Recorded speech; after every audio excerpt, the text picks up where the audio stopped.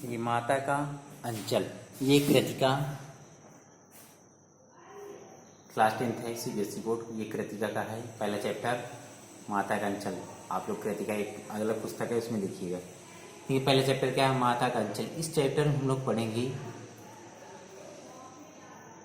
कहें कि लड़के बच्चे जो होते हैं, लड़के अपने पिता से बचपन से बहुत अधिक पिता के साथ भले अधिक समय व्यतीत करते हों, इधर उधर घूमते हों, साथ में उठते बैठते हों, खाते हों, खेलते कूदते हों, ठीक, बहुत अधिक स्नेह करते हों।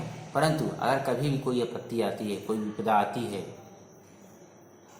तो वह माँ के आंचल में ही शिशु को शरण मिलती है। कभी कोई परेशानी हो गई, कोई भी शिशु है, कोई भी बच्चा है, उसको माँ की आंचल में ही शरण मिलती है। वही यहाँ बताया गया है, माँ का अंचल ही माँ का आंचल, माँ के गोद में ही शरण मिलती है। देखिए पढ़ते हैं। इसके राइटर हैं शिव पूजन सहाय। लेखक इसमें अपने बारे में बताए हैं, ठीक है। लेखक बचपन से ही क्या कहते हैं, देखिए कि जहाँ लड़कों को संग तहाँ बाजे मृदंग। मृदंग एक तरह का वाद्य यंत्र होता है बजाने के लिए। जहाँ बुड्ढों का संग तहाँ खर्चे तंग। हमारे पिता तड़के उठकर निबट नहाकर पूजा करने बैठ जाते थे। लेखक क्या कहते हैं, कहते हैं हमारे पिताजी सुबह प्रातः काल उठकर तड़के प्रभात सवेरा, कहे सुबह जल्दी उठकर निबट नहाकर यानी सारी क्रियाकलाप करके प्रातःकालीन नहा धोकर बढ़िया पूजा पाठ करने बैठ जाते थे। हम लोग बचपन से ही उनके अंग लग गए थे, हम लोग बचपन से ही उनके साथ लग गए। हम लोग भी नहा धोकर पूजा पाठ में शामिल कर लिया, या ये कहें कि हम लोग भी नहा धोकर नहला धुलाकर हमारे पिताजी हमको भी पूजा पाठ में शामिल कर लेते थे अपने साथ। हम बचपन से उनके अंग लग गए यानी उनके साथ हो गए। माता से केवल दूध पीने तक का नाता था, माता से केवल दूध पीने तक का संबंध था।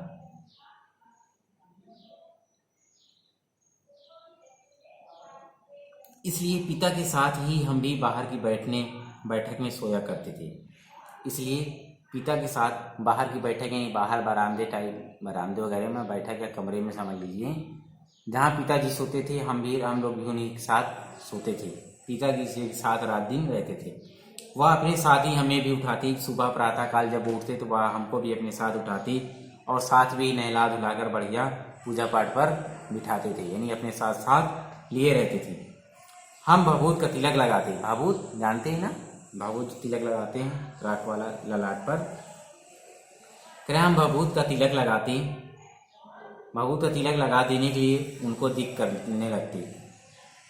कुछ हंसकर, कुछ झुंझलाकर, कुछ डांट कर वह हमारे चौड़े लीलार यानी ललाट पर त्रिपुंड करते थे। त्रिपुंड मतलब एक प्रकार का तिलक जिसमें ललाट पर 3 आड़ी या अर्धचंद्राकार रेखाएं बनाई जाती हैं, यानी अर्धचंद्राकार रेखाएं होती है। 3 लाइन खींच देते हैं और एक अर्धचंद्राकार बना देते हैं। तिलक देखे होंगे आप लोग, ऐसा तमाम लोग गंगा स्नान या संगम स्नान करने के बाद लोग लगाए रहते हैं।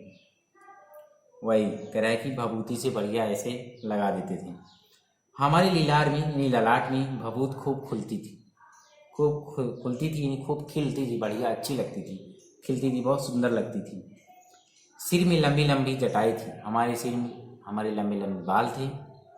भभूत रमाने से हम खासे बम भोला बन जाते। भभूत रमाने से यानी भभूत लगने से, लंबे लंबे बाल होने की वजह से हम लोग एकदम बम भोले की तरह दिखाई देने लगते थे।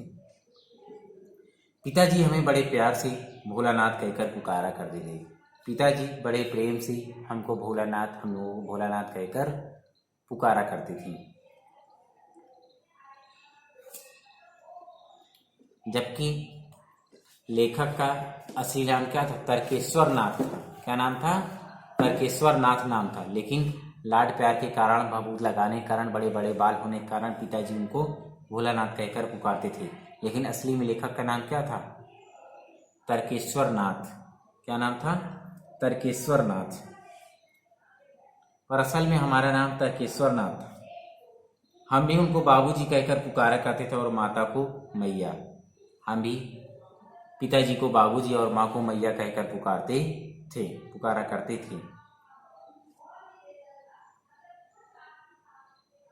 ये जब बाबूजी रामायण का पाठ करते तब हम उनकी बगल में बैठे बैठे आईने में अपना मुंह निहारा करते थे। जब बाबूजी यानी पिताजी रामायण का पाठ करते थे हम उनके पास बैठ जाते और पास में बैठे बैठे हम लोग आईने में अपना मुंह निहारते देखते रहते थे। आईना जानते हैं ना, आईना दर्पण शीशा जिसमें आप लोग अपना चेहरा देखते हैं।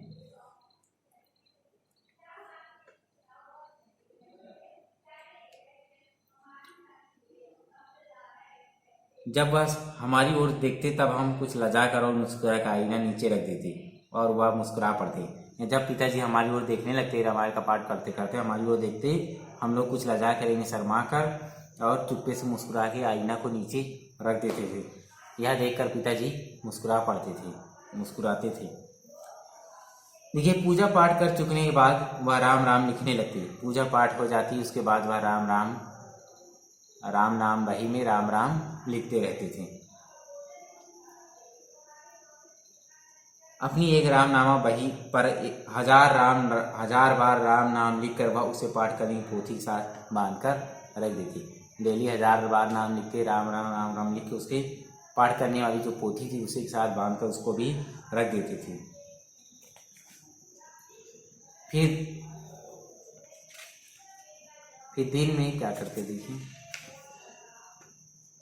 फिर 500 बार कागज के छोटे छोटे टुकड़ों पर राम नाम लिखकर आटे की गोलियों में लपेटते और उन गोलियों को लेकर गंगा जी की ओर चल पड़ते थे।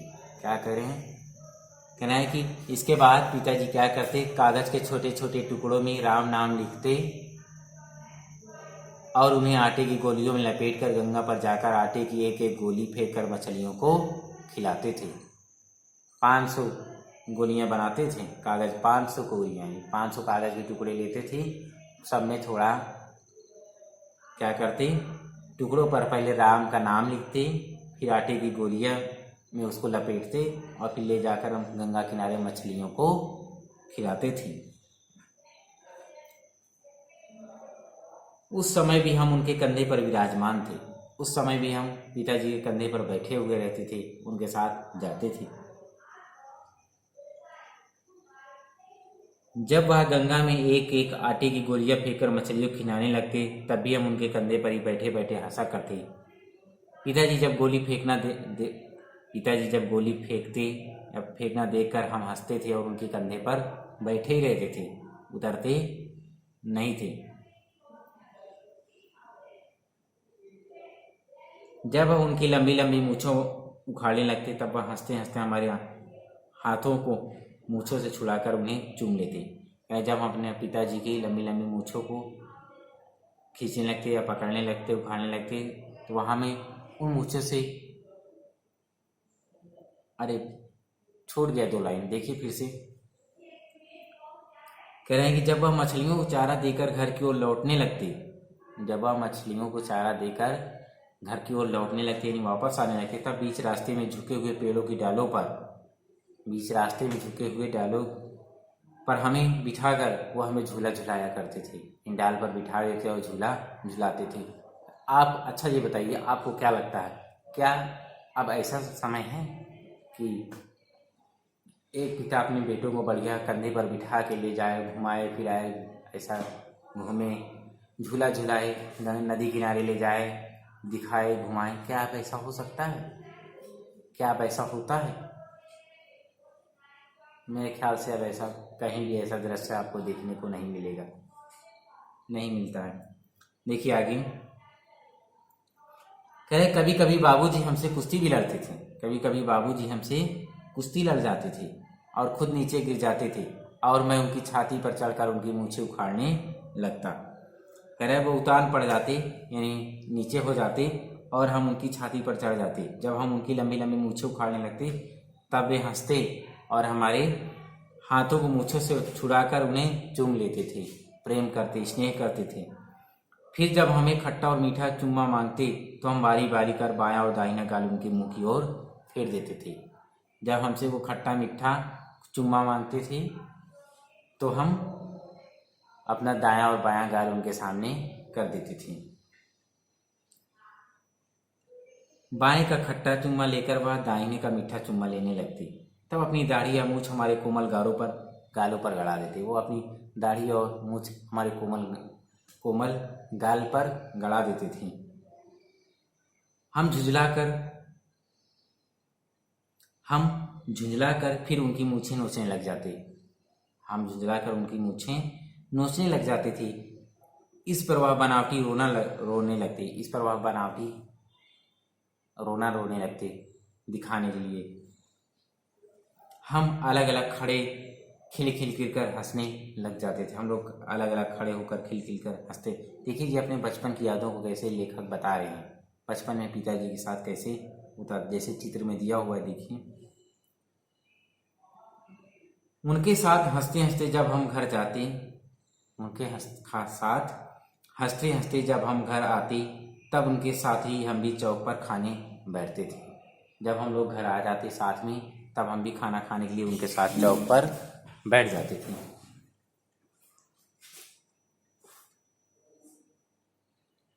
वह हमें अपने हाथ से फूल के कटोरे में गोरस और भात सान कर खिलाते। गोरस जानते हैं ना, खाए होंगे आप लोग भी। भात यानी चावल। कह रहे हैं कि वह हमें अपने ही हाथों से फूल के कटोरे में गोरस और भात सान कर खिलाते थे। गोरस खाए हैं आप लोग, पर आपको मट्ठा को क्या बोलते हैं? गोरस खाए होंगे। मट्ठा, मक्खन, दही ये सब खाए होंगे। कह रहे हैं भात यानी चावल का है, इसको सान कर वो बड़े प्रेम से हमारे पिताजी हमको अपने हाथों से खिलाते थे।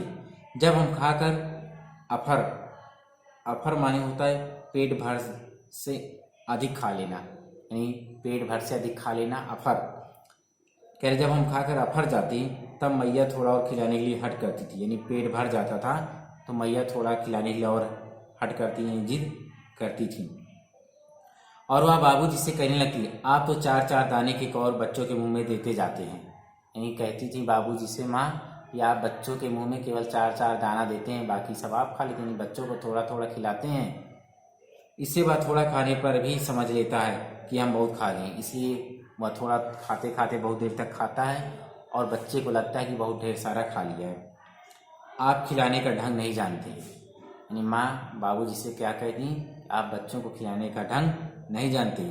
बच्चों को भर मुंह और खिलाना चाहिए। जब खाएगा बड़े बड़े कौर, तब पाएगा दुनिया में ठौर। ये माँ कहती थी। कहती जब बड़े बड़े कौर खाएगा, खूब ढेर ढेर खाएगा, तभी दुनिया में उसको जगह मिलेगी। देखिए मैं खिलाती हूँ मर्दुए, क्या जाने बच्चों को कैसा खिला। मर्दुए यानी पुरुष, क्या जाने बच्चों को कैसे खिलाना चाहिए। और महतारी के हाथ से खाने पर बच्चों का पेट भी भरता है। और महतारी यानी माता के हाथ से खाने पर बच्चों का पेट कैसे भरता है, देखो मैं खिलाती हूँ। ये माँ बाबूजी से शिकायत कहती थी। यह कहकर वह थाली में दही भात शांति, दही चावल शांति बढ़िया, और अलग अलग तोता मैना कबूतर हंस मोर, अलग अलग बढ़िया कैसे तोता मैना कबूतर हंस मोर आदि के बनावटी नाम से कौर बनाकर यह कहते हुए खिलाती कि जल्दी खा ले नहीं तो उड़ जाएंगी। क्या कहती कि ये ले तोता का है, खा ले जल्दी नहीं तोता आएगा खा लेगा और ये उड़ जाएगा, खाना उड़ जाएगा, ये मैना है। ऐसे मतलब बहाने बना कर बच्चों को खिलाते और कहती खा लो नहीं तो ये कौर जो है यानी खाना जो है वो उड़ जाएगा, कि उड़ने का मौका ना मिलता था। और कहती इसके उड़ने का मौका न दो। माँ है, एक माँ ऐसे ही होती है, वो अपने बच्चों से कितना प्रेम करती है आप नहीं जानते हैं।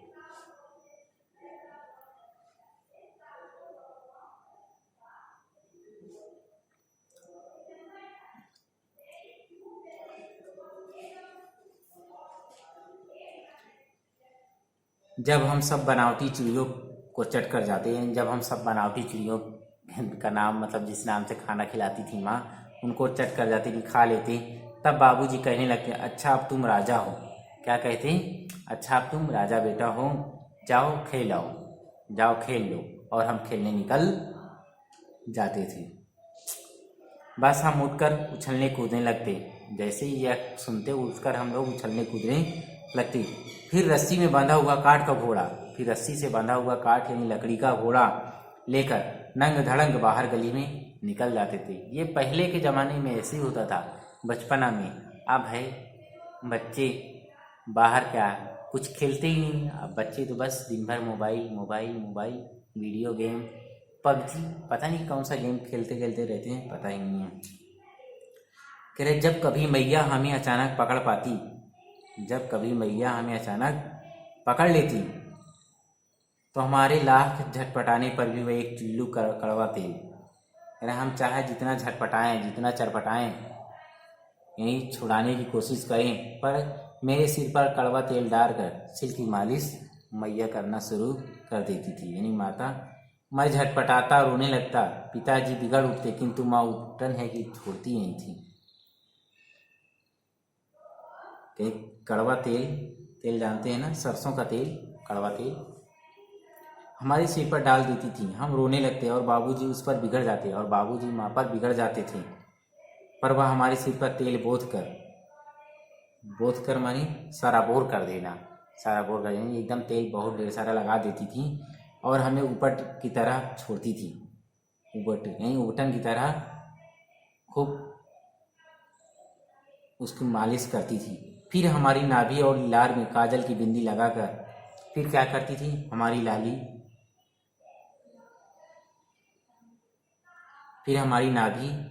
जानते ही हैं, और लीलार में यानी ललाट मस्तक पर काजल की बिंदी लगाकर चोटी गूंथती, काजल की बिंदी लगाकर चोटी बनाती, क्योंकि बड़े बड़े, और उसमें फूलदार लट्टू बांधकर बाल में फूलदार बढ़िया लट्टू बांधकर रंगीन कुर्ता टोपी पहना देती थी। हम खासी कन्हैया बनकर बाबूजी की गोद में सिसकते बाहर आते थे। यानी जब तक माँ तैयार करती थी, उपटन लगाती थी, तेल लगाती थी, बढ़िया नहलाती धुलाती थी, काजल लगाती, चोटी वोटी बांधती, तब तक ये रोते रहते थे। और वही कह रहे हैं कि बढ़िया फिर फूलदार लट्टू वो हमारे चोटी बांधे हुए बालों पर लगा देती थी हमारी माँ, और फिर हम बढ़िया कन्हैया बनकर सिसकते यानी रोते रोते बाहर निकलते और बाबूजी की गोद में जाकर बैठ जाते थे।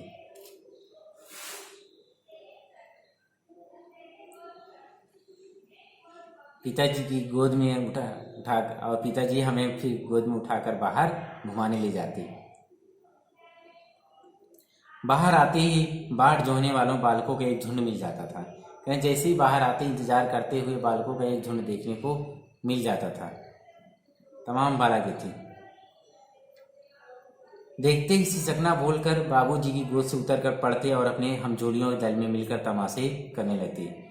जैसे ही मैं अपने हमजोलियों साथियों को देखता, मैं सिसकना यानी रोना भूलकर पिताजी की गोद से उतरकर बालकों के झुंड में मिलकर खेलने लग जाता था और तरह तरह के नाटक करने लग जाता।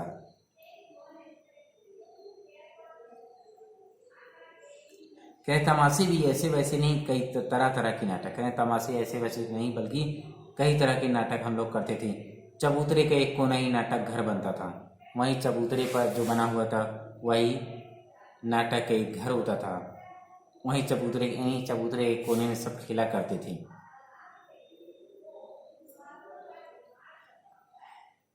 बाबूजी जिस छोटी चौकी पर बैठकर नहाते थे वही रंगमंच बनती थी। पिताजी जिस नहाने वाली चौकी को लेकर उस पर सरकंडे खंभे बनाती, कागज का टेंट लगाती, मिठाइयों की दुकान लगाती, ये सब करती। कागज का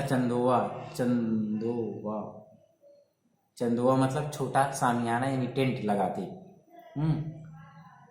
कई मिठाइयों की दुकान लगाती, मिट्टी के ढेलों के लड्डू बनाती, पत्तों की पूड़ी कचौड़ी बनाती, गीली मिट्टी की जलेबी बनाती, फूटे घड़ों के टुकड़ों के बतासे बनाते और दुकान सजाते। ये बचपना, मिट्टी से जुड़े हुए लोग, ये बहुत पहले होता था, ये बहुत पहले होता था। कहा जाए मैं अगर मुझे जहाँ तक मुझे ये समझ लीजिए अभी ये 20 साल से पहले होता था, समझ लीजिए 20 साल से पहले, यानी सन 2000 से पहले भी ऐसे होता था। लेकिन अब ऐसा कुछ नहीं है। ऐसे ये बचपन पता नहीं कहाँ खो गया है। ये बचपन,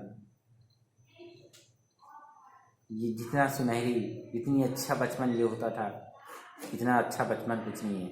और हम लोग जैसे ये बता रहे हैं, हम लोग भी ऐसा किए, खेले कूदे। छोटे छोटे जब थे। देखिए आगे,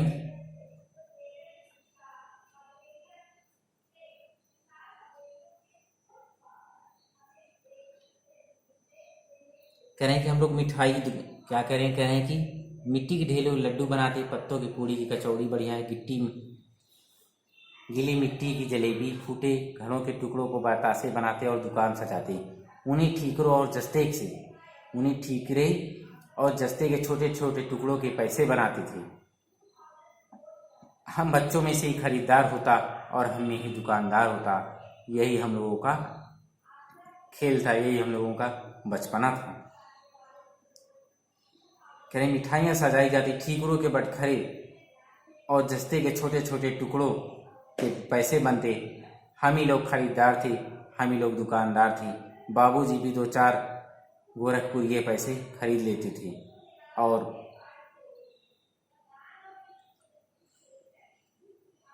क्या कह रहे हैं दुकान सजाते। उन्हीं कह रहे कि बाबूजी भी 2-4 थोड़ी देर बाद मिठाई दुकान बंद कर घरौंदा बनाते। क्या बनाते? घरौंदा। थोड़ी देर में मिठाई की दुकान बढ़ाकर यानी बंद करके हम लोग घरौंदा बनाते। फिर धूल की मेड़ दीवार पर बनती, रेत की मेड़ ही दीवार पर बनती। तिनकों का छप्पर बनाते, दातून के खंभे बनाते, दिया सलाई की पेटियां किवाड़ होती थी। यानी बढ़िया एक घर बनाते थे, घरौंदा बनाते थे, जिसमें रेत की मेड़ ही दीवार बनती थी। रेत की मेड़ क्या हो गई? दीवार हो गई। तिनकों का क्या हो गया? छप्पर हो गया। दातून क्या हो गई? दातून जानते हैं ना, नीम का। दातून को क्या बना लिए? खंभा। और दिया सलाई को क्या बना लेते? दिया सलाई की जो पेटी होती थी उसको फाड़ के तोड़ के बढ़िया क्या बना लेते? उसका कहते थे दरवाजा। और पानी का घी बना लेते और बालू की चीनी, पानी को घी मान लेते थे, बालू की चीनी बना लेते थे। ऐसे ही घड़ों के टुकड़ों का प्रयोग कर हम लोग जीवनार तैयार करते, यानी पूरा घर तैयार करते। हम ही बच्चे पंगत में बैठते, हम ही बच्चे एक लाइन पंगत में बैठ जाते थे। पंगत में धीरे धीरे से आकर बाबूजी भी बैठ जाते थे और उनको बैठते देखते ही हम बच्चे घरौंदा बिगाड़ कर भाग उठते थे। वह भी हंसते हंसते लोटपोट हो जाते थे और पूछते फिर कब होगा भोज भोलानाथ, और फिर पूछते भोलानाथ अब भोज कब होगा, क्योंकि पहले ही पढ़ चुके हैं। लेखक के पिताजी लेखक को प्यार से क्या बुलाते थे? भोलानाथ, जबकि इनका असली में क्या नाम था? तर्केश्वर नाथ।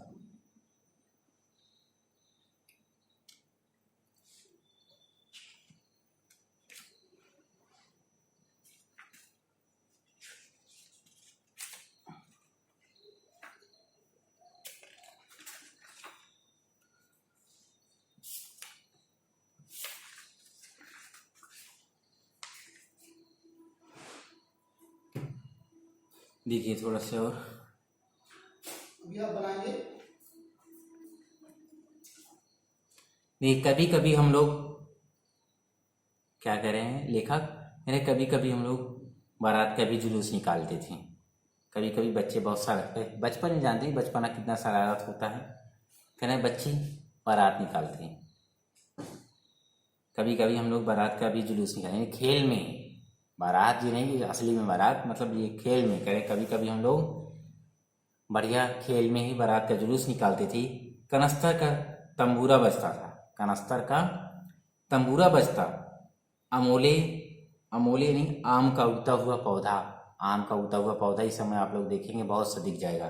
अमोले नहीं, आम का उगता हुआ पौधा है, उसको घिसकर सीटी बजाइए। अमोले अब भी ऐसा होता है, यानी आम का उगता हुआ जो पौधा होता है इतनी बड़ा बड़ा है, थोड़ा से बड़ा होता है, उसको निकाल लेते हैं और उसका जो निकालते हैं बीज को घिस लेते हैं दीवार में, और उसको फिर वो लोग क्या करते थे? सीटी बनाते थे और उसको बजाते थे।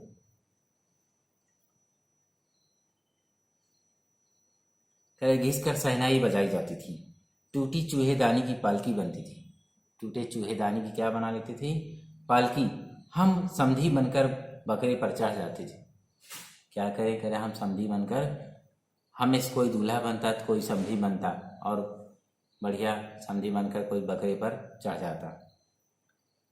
चबूतरे के एक कोने से चलकर बारात दूसरे कोने में जाकर दरवाजे पर लगती थी। कह रहे चबूतरे से एक कोने से बारात उठती थी और दूसरे कोने में जाकर लग जाती थी।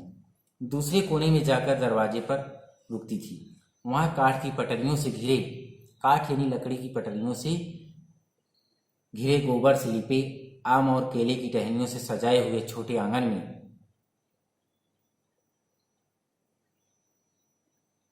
दूसरे कोने में जाकर दरवाजे पर लगती। वहाँ काठ की पटरियों से घिरे, गोबर से लिपे, आम और केले की टहनियों से सजाए हुए छोटे आंगन में कुल्हे का कलसा रख दे। कुल्हे जानते हैं ना, कुल्हड़ का कलसा रख दिया जाता था। ये सब बच्चों की जान देख रहे हैं कैसे कर रहे हैं, रख दिया जाता था। और वहीं पहुंचकर बारात भी लौट आती थी। लौटने के समय खटोली पर लाल ओहार में पर्दे के लिए डाला हुआ कपड़ा, पर्दे के लिए डाला हुआ एक लाल कपड़ा लिए रहते थे पर्दे के लिए, उसको डाल देते थे।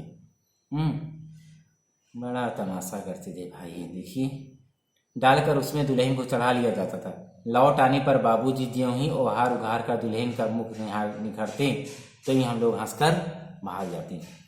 दुल्हन बैठा दी जाती थी। बारात के लौटने पर पिताजी जैसे ही पालकी के कपड़े को ऊपर कर देते तो हम सब हंसकर भाग जाते थे।